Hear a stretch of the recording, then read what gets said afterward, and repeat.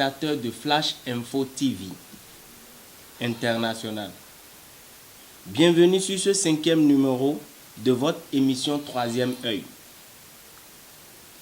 Nous recevons pour vous aujourd'hui Sa Majesté Amaïhou Zin Assé Damien Kapo, natif de Guinzin. Il est guérisseur traditionnel, dignitaire, héritier du culte vaudou Kenessi. J'aurais bien voulu présenter plus amplement le papa Kapo, mais je ne saurais le faire parce qu'il a tellement de titres que j'aimerais bien le laisser se présenter lui-même. Bonsoir papa. Bonsoir. Chers téléspectateurs, l'émission va se produire simultanément en fond et en français, puisque notre invité aujourd'hui, il est calé en français et il maîtrise aussi le fond. Donc nous allons permettre à nos fidèles téléspectateurs, que ce soit français ou fond, de bien comprendre l'émission. Une fois encore, bonsoir papa. Bonsoir. Et Mindisa Migondo Guinzin Egbe Bona Kanko Perebiomi Mikudo Kowe. Papa, s'il vous plaît, présentez-vous, mes téléspectateurs Flash Info TV. Yeme do kodo we gbedian ewe no yorodo gan Kapo Sianse Damien Sa Majesté Amaïhou do Gezembo da Banto do village Magarime et Vaudouin et nous mon beau juroa mais beaucoup na ouais toi y a bleu Vaudouin à partir de 1879 à 1977 77 heures et ouais il fait 77 heures il khas imposi même ko do azo wa khewe ko chobo wa ku de ko mondo no eklemio e nu dagbe we eni do hlan gbeto le gan gbeto video kuku we na do ni maku me de do ahi we ahi manyo na do ahi ninyo me de jo na to me we na do to me de ko yo na han dagbe wa ko vie do azo me iwe we vie do ndebulu we nyonu ko eviji gbe edo eglobi elanji dandu me do me ko miton la sin we no dandu me gbeto na ko churu me do me ko la miton sin no me dandu me fi edu ide me me na le blo trolo bo me ona le be azo. OK, papa masin ko me modo mi papa ko ro yu a me bi o we bande o mi khanu pere bu kase ko pere do mi u chobo wa mi gon mina zemidis khle me do mi konle nde mi no blo e don mi do mi occuper poste tobu de le do guérisseur traditionnel lesin alinu mina do pere mi chobo mina bio no yu a de sume de on do zande di on dokunu mi de on do zande di on bodo no ndugu na we de toche ko le 77 bon khasi pe odio wa mo meko de le meko le do mono kame eno yura da bokan lisasi meko ne le wa mimo meko ne le meko ne wa joasin pe nso sagedenge do no kun mi ton e be gbedi on mi blo meko ba joasin po ni mimo asetrepo do xavier men era mi po mi wazo mi wa mo me ko le dagbo kuna mi wa mo men le bo mi wazo alo me bo fifa do toji nyame do ko do un président vice-président commune pour Macédon on est président du département de l'Atlantique d'où je couvre 8 communes. Au niveau des guérisseurs traditionnels, bien sûr. Oui. Okay. Il y a Tofo, il y a Zé, il y a Ouida, il y a Tori, il y a Soava, il y a Pomassé, il y a Cotonou même, donc je coiffe à Bome-Calavi. Comme une de coiffé dans les nains. Mais Gossi Finan, un vice-président du bureau national, Koko Tchobonwa, du président départemental. Majesté, Mbokabo. Oh. Disons, mi moment de l'aide à quoi miton, mi réomina dogesi yenia. Mais déjà mon lot, toto et pas, et ma novito, et canai tonton. Mi me do vidion vodun novi mi vodun tonton. Vodun novi mi. Et d'ailleurs, et j'avais mon yadé me ouais. On a bleu vodun sinon et wa mon mi. Mais de wa mon mi on mi no wa so alo me. De jona gbele do to wa mi no kenu de u. No jona gbele do kun to wa mi no kenu de u. Bon mi de u do iwe. E son va de FTV jawe vie bebion. E de so e wa. Voilà na waze afo dote. Woze un to dote. Mais do adisi kweti o no yo lo ajigbe nfoji isido eyin kuno do geze. Mais do fia eya mesan koku ifrid eya cleansino gabadano do gogo tenkpeme. Chen mi majesté. Bon, do doban nous miton les mains, do Flash Info TV si télévision si doban les mains. Do cho mi na sepo me kode o mi no ba do nous pere. Mi sero vodun cleansion. E sin gwe mi do. E wa une spécialité miton. E wa zomba mi dafon mi din kakabo a genzen. Mana kan ko pere bi o mi do vodun cleansion. Vodun cleansion mi no se kode le do. Majesté, mi timende in vodun cleansion mi egbe. Bon minimum kunjam. Merci FTV. Mi kudazo. Vodun cleansion de no dok vodun cleansion. Vodun cleansion inu yanyina. E vodun de bodo on l'entend mais na gbe nu no ase o. Adona monu kunje fini pede. Vodun kenon si wai vodun de no gbe nu no ase tole down. Parce que nous un teson ba ndo modo we. Toyin ton de jimi o me ko we je suis son Benjamin. Il pede nu touché. Touché blo 30 1922. Bo géré kakawa 1942. Même 1942 ouais vodun kenon si o. 30 sous do finion et no bleuton. Même kaka me do fie gbedion mais intron non a blonde na tro wetawe na blole et no wa konche. Donc vodun kenon si o no e blonu touch e we dagba e jivivi no ku mais de wa vodun kenon si do 1942 do revier et vidéo a jile bio e chigbe. Il y a des sondes mais et va voir vie podé nous toucher de toucher mon don ya zome nous e do vodun mais pour le pour e va kle bimi nous do e ya sin vodun kenon si saba vodun de wa bo nous e mino anale mais jamais nous la do vi nous va toucher ko e na doté va no lo vodun kenon si lo saba vodun. Ça va vous donner à l'office, et puis le coucou et à blo nous ton à son à jido quoi.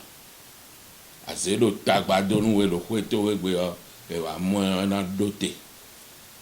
Parce que do on de nasi bebola mi mawa vodun kanon si wa do mo. Vodun kanon si vodun de no kumea. En vodun de eno ku betona. E wazo nu yo anako gbowa bo wa dokuni.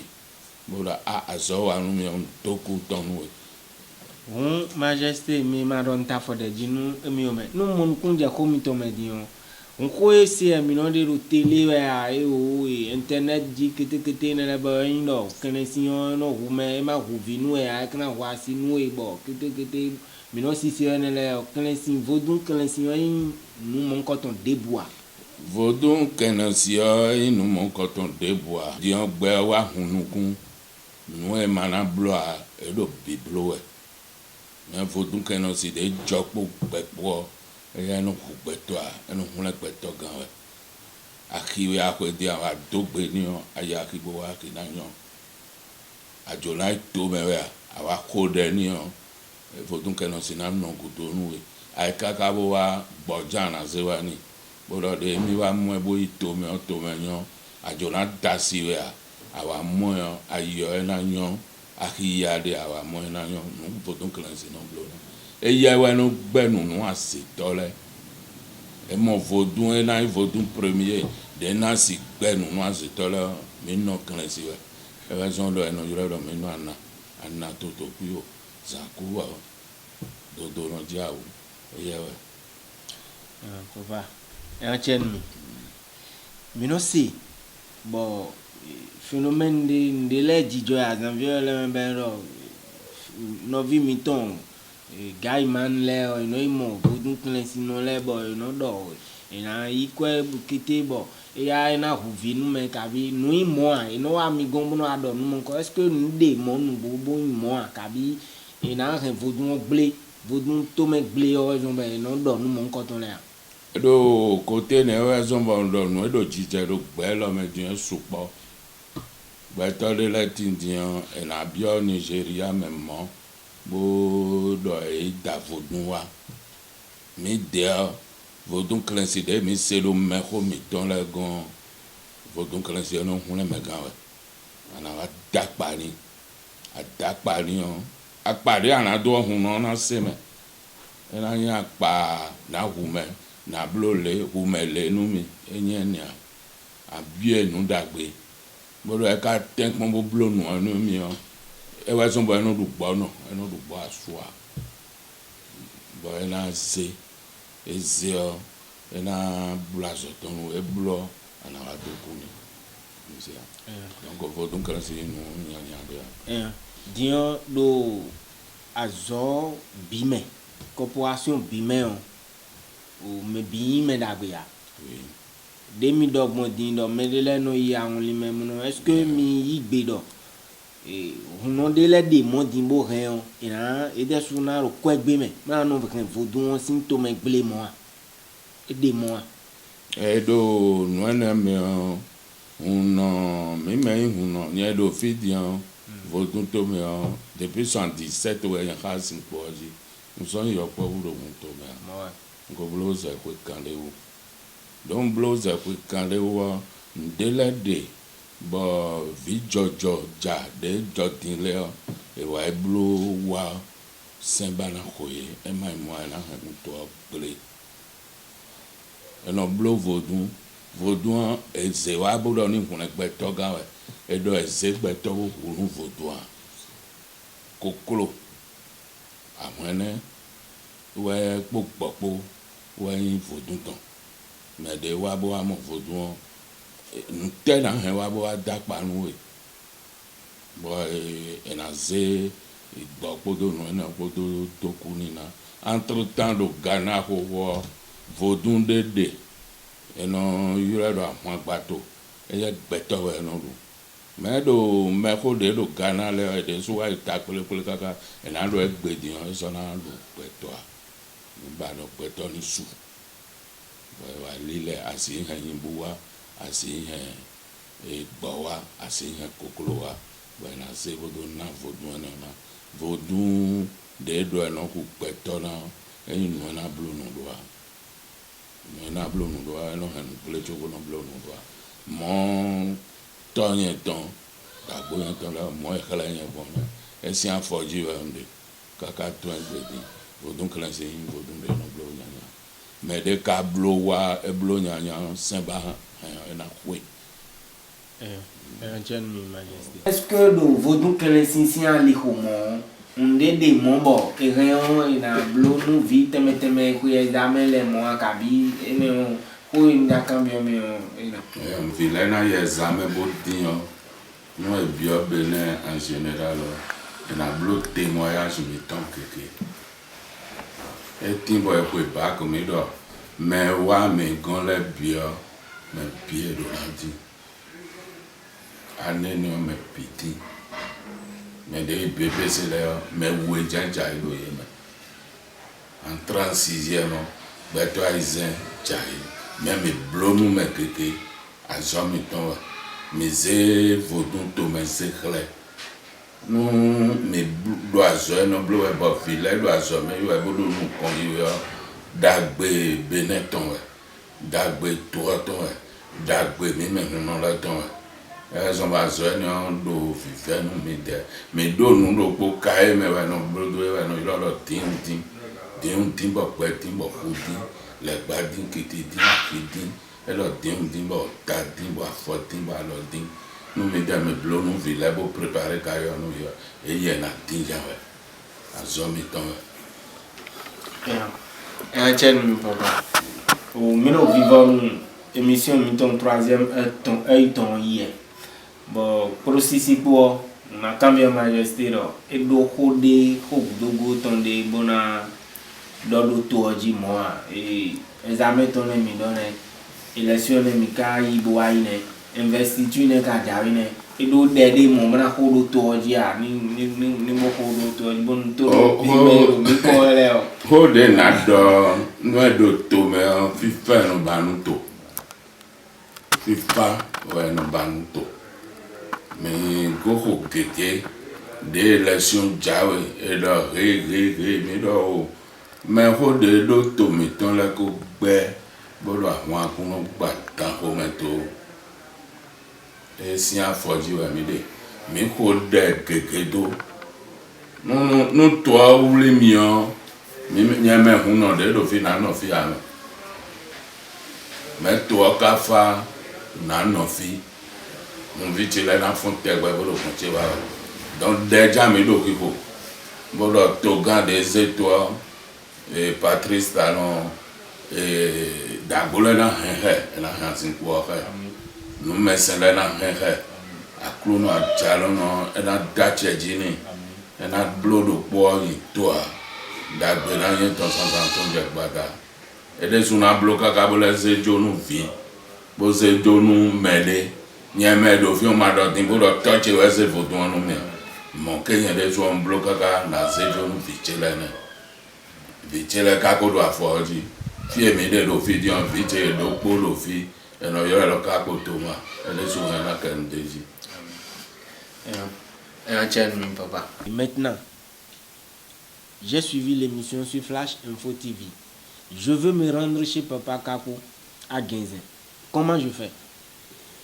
Chez Papa Kako, c'est Damien Maïnou, au moins la majorité de notre localité, de notre pays, connaissent déjà. Et la vie a une continuité. Et moi, je suis du village de Guézin, dans l'arrondissement d'Agbanto, précisément du marché Manga.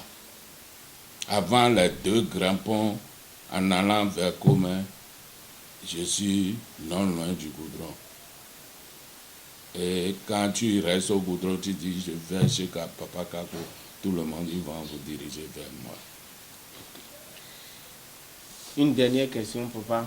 Est-ce que vous pourrez nous communiquer un numéro de téléphone si éventuellement quelqu'un venait et se perdait? Et le mal est que moi, personnellement, là où je suis, je n'ai pas de numéro de WhatsApp et c'est comme ça. Okay. Mais j'ai un numéro avec qui je travaille depuis des années. Ça là, je peux donner. Juste mais je n'ai pas WhatsApp, je n'ai pas ça. Ça se comprend. Juste un numéro pour nos fidèles téléspectateurs, afin que si quelqu'un est peut-être en train de se perdre à papa, ou bien même pour prendre rendez-vous. Okay.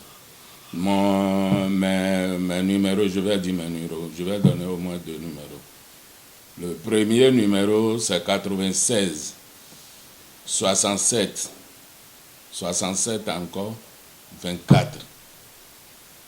Je dis bien 96 67 67 24 et 95 05 40 08 95 05 40 08. Numéro de Nazé Bodomon. Fidèles téléspectateurs de Flash Info TV International, nous voici à la fin de notre 5e édition de votre émission 3e œil. Nous avons reçu pour vous aujourd'hui Sa Majesté Zin Assed Damien Kako, guérisseur traditionnel. Nous sommes rendus au domicile de Papa Kako à Guinzin. Avec lui aujourd'hui, il a été question de la divinité Kenessi. Et je crois qu'il nous a expliqué beaucoup de choses que nous ignorions. Donc, merci de nous avoir suivis et à très bientôt pour une prochaine édition.